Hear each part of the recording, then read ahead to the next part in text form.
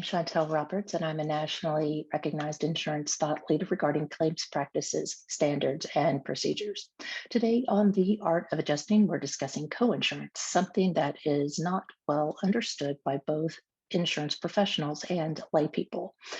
And that's probably because it's a math problem.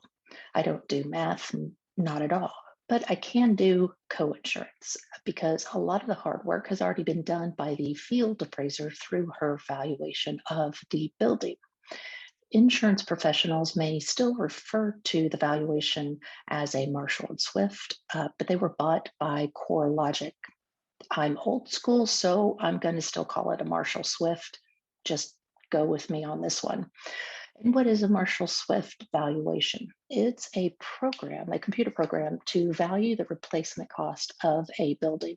It encompasses up to date prices and the list in that particular area and zip code to ensure the accuracy of the valuation.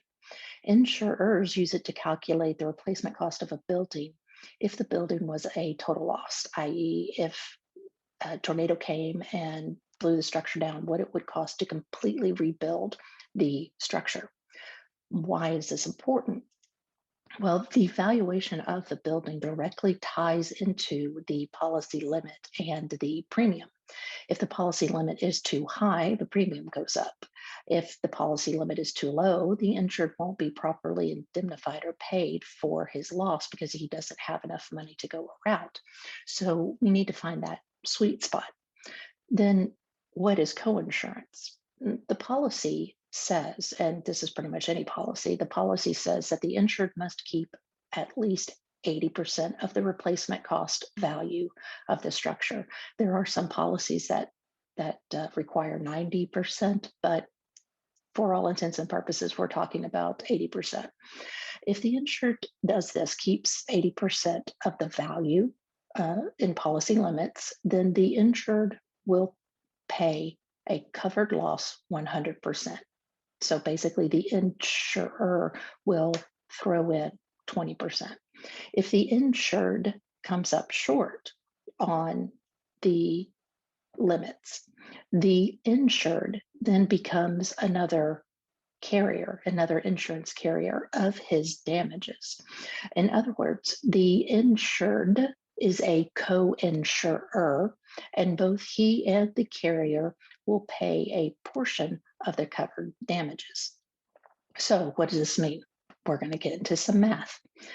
Let's say that your house is worth $10 and the carrier says that you must have a policy limit of at least $8.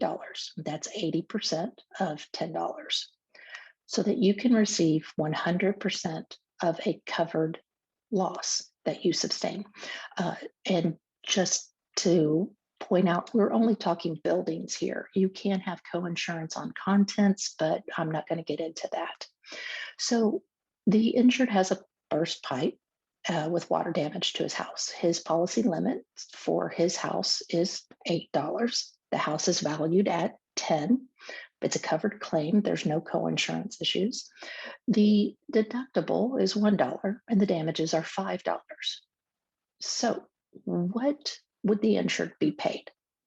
He'd be paid $4 out of the policy. That's a $5 damage, estimate damage, less the $1 deductible for $4 worth of a check that the insured would get from the carrier.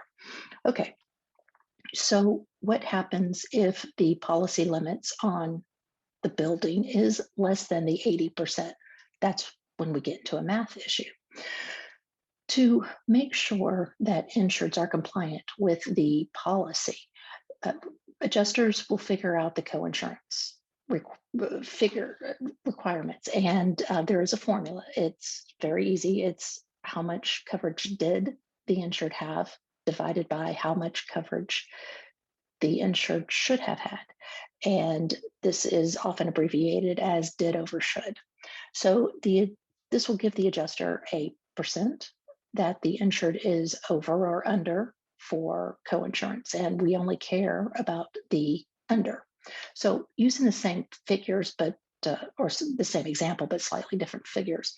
The insured has a burst pipe claim with water damage to his house. His policy limit this time is $6, but the house is still valued at 10. And this is a covered claim. Again, no coverage issues. The deductible is $1 and the damages are $5. What is the insured paid? So before we can figure out the payment amount, we have to figure out the co-insurance because we know the insured didn't insure his home for at least 80% to value because we know that's $8, right? So we look at did over should. $6 divided by $8 is 75%, 0.75.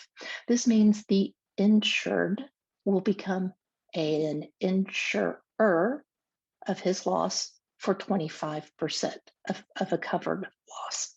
So you take $5, which is the damage amount, times 75%, because 75 is what the insurer is covering. And if you're an adjuster, you're working on the insurer part of it, the carrier side of it.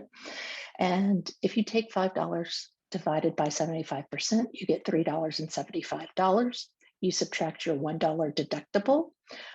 Your total covered claim owed to the insured from the carrier is now $2.75.